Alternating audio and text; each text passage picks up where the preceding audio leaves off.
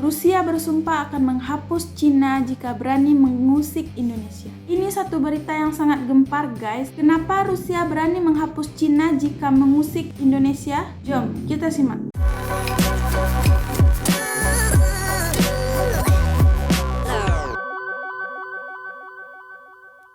Assalamualaikum warahmatullahi wabarakatuh. Salam sejahtera untuk kita semua dan semoga kita selalu di dalam lindungan dan dimudahkan rezeki oleh Allah Subhanahu wa taala. Selamat datang kembali di Onde Channel bersama saya Anissa Adrita. Kali ini kita akan mereact sebuah video yang berjudul Rusia bersumpah akan menghapus Cina dari dunia jika berani mengusik Indonesia. Video ini dari channel Kilas Dunia. Sebelum kita mulai, jangan lupa subscribe Kilas Dunia karena informasi yang disajikan sangat menarik dan dijamin bermanfaat. Jom kita simak video ini dalam hitungan 1, 2, 3. Rusia bantu Indonesia amankan Natuna dari ancaman Cina. Jangan lupa subscribe Kilas Dunia. Oke guys? Rusia bantu Indonesia amankan Natuna dari ancaman Cina.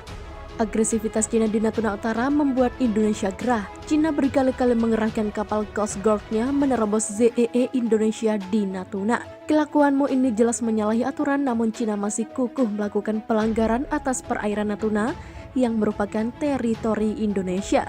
Terbaru ialah saat Coast Guard Cina mondar-mandir di landasan kontinen Natuna pada 27 Agustus 2021 lalu.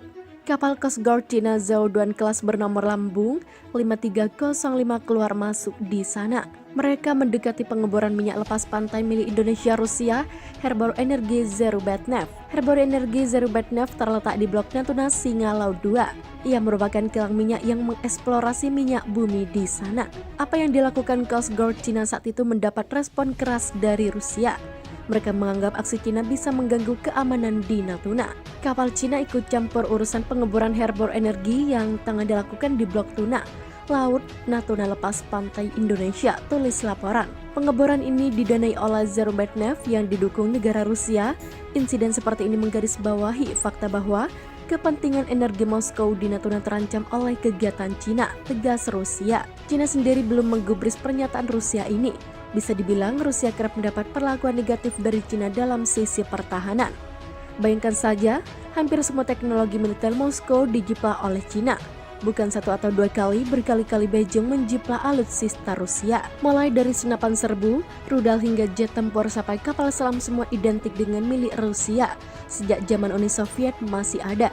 Mirisnya, Cina mengklaim jika jiplakannya lebih baik daripada milik Rusia. Natuna masih di bawah kendali Indonesia, maka Rusia malah akan mengamankan perairan tersebut dari gangguan Cina. Maka dengan niat Rusia ini bisa memuluskan kembali langkah Indonesia memiliki alutsista dari Moskow. Sementara itu, Eropa sendiri menginginkan semua aman di Natuna, termasuk Rusia, agar jangan ada konflik di sana. Tetapi Eropa minta semuanya aman dalam artian Rusia juga aman di wilayah Natuna. Sehingga posisi Indonesia diuntungkan karena kita juga menunggu barang-barang hibah berupa kapal patroli Ocean Gong paparnya. Karena kebutuhan nasional akan hotspot di Natuna, Australia memperingatkan hibah kapal patroli ke Indonesia. Dengan begini jelas, bila Indonesia harus segera memagari Natuna serapat mungkin untuk menggagalkan ambisi Cina.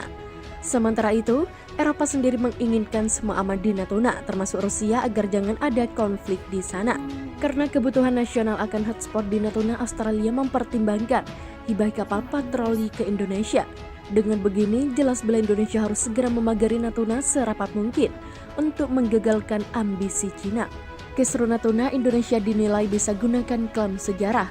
Pengamat militer dan pertahanan negara, Konera Hakundini Bakri berpendapat, pemerintah Indonesia bisa menggunakan pendekatan sejarah atau historical claim dengan menyelesaikan ketegangan Indonesia dengan Cina di zona ekonomi eksklusif RI dengan perairan Natuna ke Kepulauan Riau. Hal ini karena Cina selalu berpegang pada konsep garis putus-putus atau Nendesland, peninggalan nenek moyang mereka.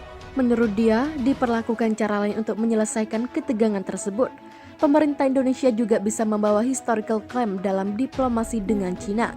Karena secara histori, Indonesia juga pernah melakukan penangkapan ikan di Laut Cina Selatan.